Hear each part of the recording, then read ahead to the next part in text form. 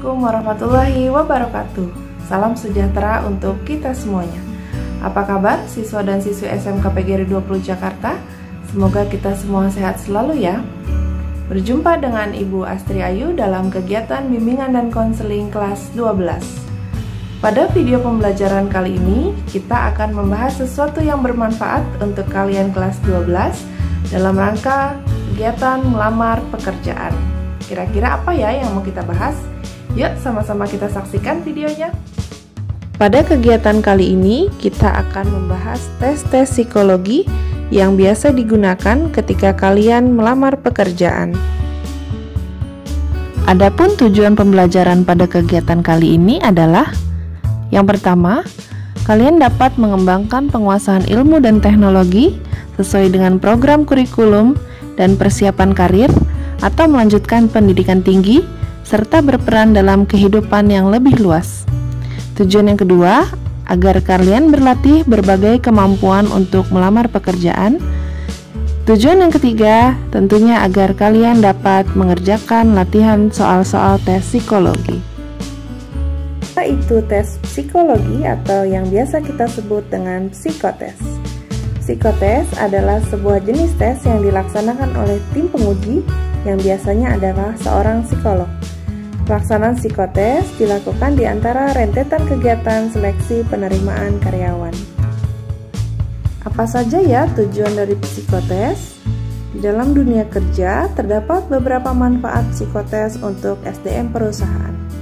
Psikotes diberikan sebagai alat atau sarana bagi psikolog untuk bisa memahami secara utuh aspek-aspek psikologis individu supaya bisa memberikan gambaran pada setiap individu yang mengikuti tes. Tentunya ada banyak tujuan dari psikotes, yang diantaranya adalah: yang pertama, untuk mengetahui kepribadian karyawan. Yang kedua, untuk mengukur potensi kecerdasan karyawan. Yang ketiga, untuk memprediksi performa kerja. Serta yang keempat, untuk pemetaan karyawan di perusahaan tersebut.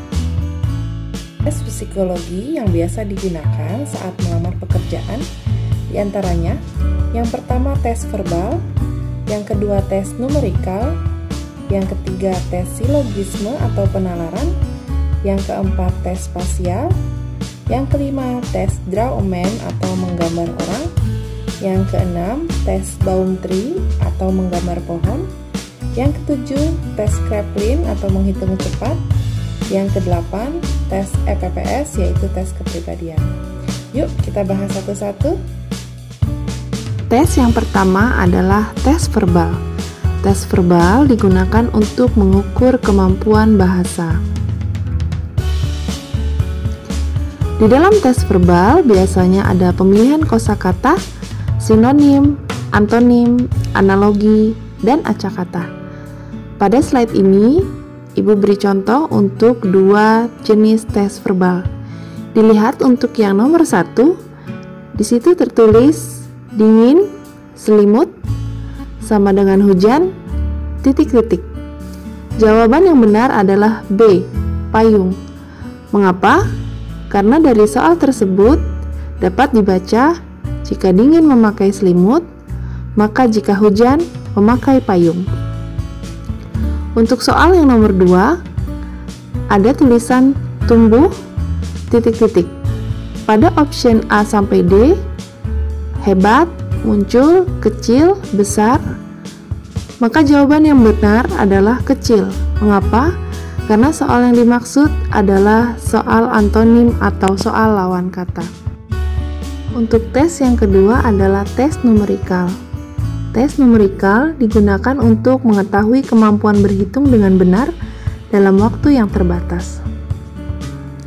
Di dalam tes numerikal biasanya ada soal bilangan, pecahan, persentase, perbandingan, rata-rata, jarak, waktu, kecepatan, dan lain-lain. Soalnya seperti soal matematika ya. Untuk soal nomor 1 bisa dilihat akar dari 100 dikurang 51 dibagi 0,5. Akar dari 100 dikurang 51 yaitu akar 49 adalah 7. 7 dibagi 0,5 hasilnya adalah D, 14. Mudah bukan? Untuk soal nomor 2, 3/40 adalah berapa persen? Jawabannya adalah A, 7,5%. Tentunya juga mudah bagi kalian untuk menghitung persentase. Untuk soal nomor 3, yaitu contoh seri angka. Suatu seri angka yaitu 19, 28, 37, 46, maka kalian disuruh untuk menentukan angka selanjutnya. Jawabannya adalah B, 55. Dari mana? Karena dari 19 ke 28 beda 9 angka, dari 28 ke 37 juga beda 9 angka, dari 37 ke 46 juga beda 9 angka, maka 46 berbeda 9 angka atau ditambah 9 angka hasilnya adalah 55. Untuk soal nomor 4 juga sama seperti soal nomor 3, namun dikombinasikan dengan huruf.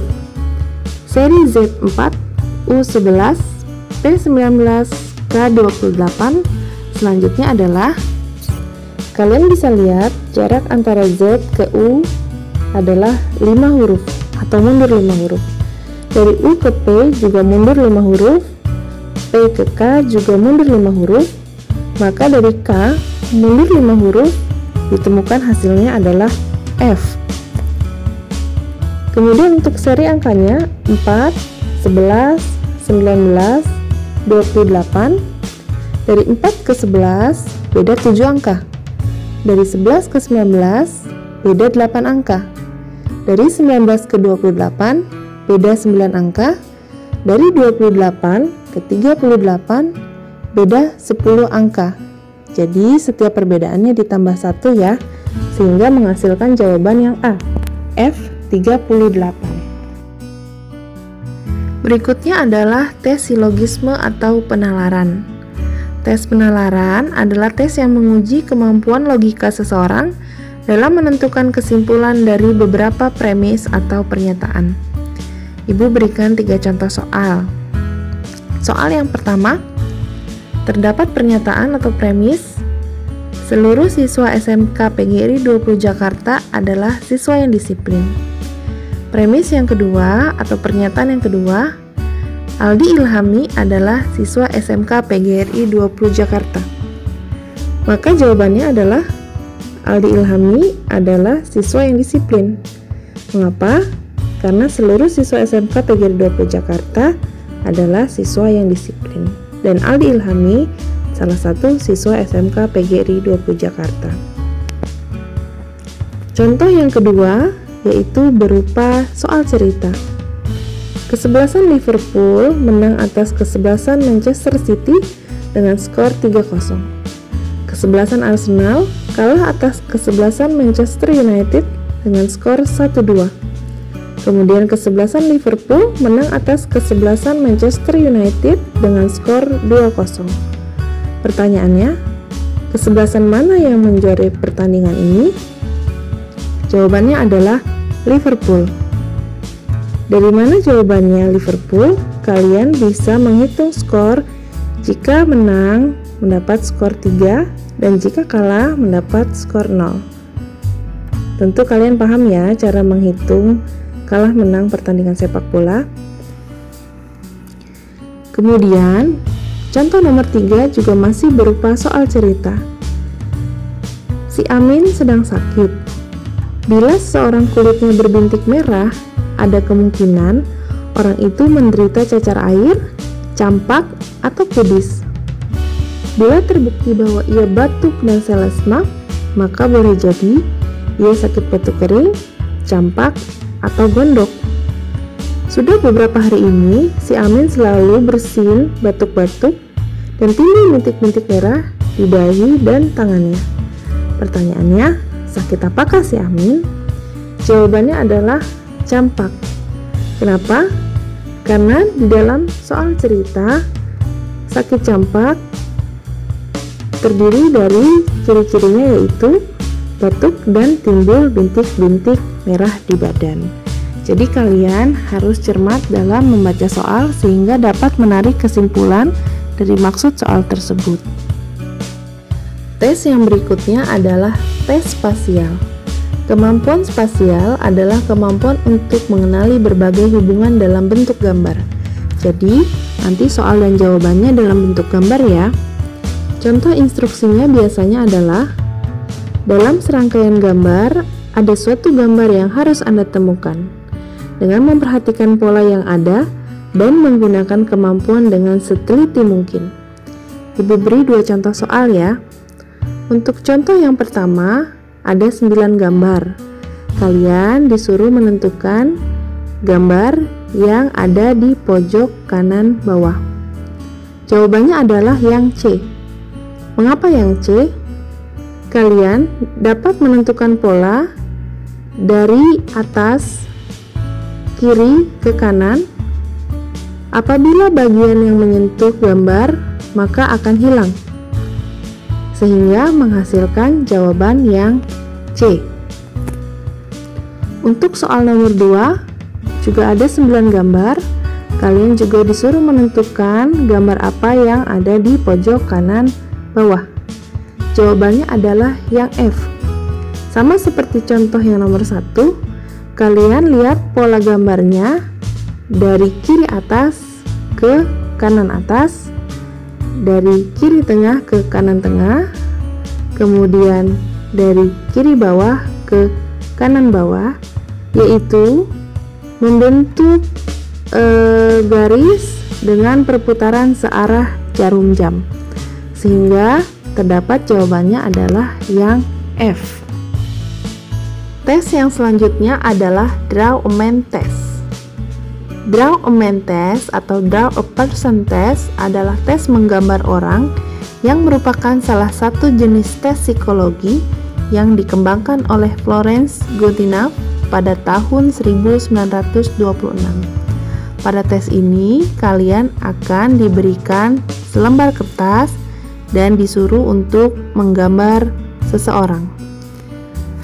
Contoh instruksinya biasanya adalah, yang pertama, gambarlah orang. Ketika kalian sudah menggambar orang, akan ada instruksi selanjutnya, yaitu gambarlah figur dengan jenis kelamin lain dari gambar yang tadi. Misal pada gambar pertama, kalian menggambar seorang laki-laki, maka di gambar yang kedua, kalian disuruh untuk menggambar perempuan atau sebaliknya. Selanjutnya adalah Baum Tree Test. Dalam tes ini, peserta tes diminta untuk menggambar sebuah pohon. Perintah menggambar pohon ini bisa bervariasi. Ada kalanya diminta menggambar pohon tertentu, seperti pohon apel, pohon mangga, pohon tanpa buah, pohon merambat, pohon besar, ataupun pohon apapun sesuai dengan kriteria yang diinginkan penguji. Namun, rata-rata peserta tes dibebaskan untuk menggambar pohon apapun, asal yang berbatang kayu dan memiliki dahan. Gambar pohon yang dilarang biasanya dicantumkan dalam soal, seperti pohon bambu, tebu, pisang, kelapa, semak, atau rerumputan. Jadi memang yang disuruh menggambar adalah gambar pohon yang berbatang kayu dan memiliki dahan. Fungsi dari tes ini adalah untuk menilai karakter dan kepribadian seseorang. Hal ini dapat diketahui dari bentuk gambar, kelengkapan gambar, cara menggambar, dan dari aspek-aspek lainnya.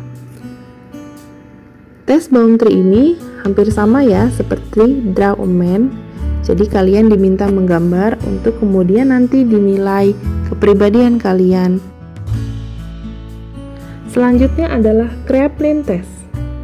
Untuk mengerjakan tes ini, kalian diminta untuk melakukan hitungan sederhana, yaitu menjumlahkan deretan angka-angka. Namun, deretan angka yang dihitung sangat banyak sekali seperti lembaran koran. Karena itulah, tes ini sering disebut dengan tes koran. Dalam mengerjakan tes ini, dibutuhkan konsentrasi, ketelitian, stabilitas emosi, dan daya tahan yang prima. Kenapa? Karena yang dihitung banyak sekali ya. Dalam tes ini, peserta melakukan perhitungan dari bawah ke atas. Kemudian, ketika ada instruksi pindah, Maka peserta mengerjakan kembali hitungannya namun berpindah kolom ke kolom yang sebelah. Begitu seterusnya sampai kolom terakhir. Di bawah terdapat gambar angka-angka, yaitu contoh dari lembar kerja tes Kraepelin. Banyak kan angka-angkanya? Tes terakhir yang biasa digunakan saat tes psikologi adalah tes EPPS, yaitu Edward Personal Preference Schedule. Tes EPPS ini adalah tes kepribadian yang terdiri atas pilihan-pilihan jawaban yang mencerminkan diri seorang individu. Tes ini digunakan untuk mengetahui seberapa besar motivasi, kebutuhan, dan motif seseorang. Dalam tes ini akan ada 15 jenis kepribadian yang akan diukur, yang terdiri dari 225 soal kepribadian. Tentunya banyak bukan? Jadi kalian harus mempersiapkan diri untuk mengerjakan tes ini. Bagi yang sudah menyaksikan videonya ya. Apabila kalian masih bingung, mudah-mudahan nanti kita diberikan waktu untuk kegiatan tatap muka sehingga ibu dapat menjelaskannya lebih rinci lagi. Sekali lagi terima kasih, sampai berjumpa pada kesempatan berikutnya. Wassalamualaikum warahmatullahi wabarakatuh.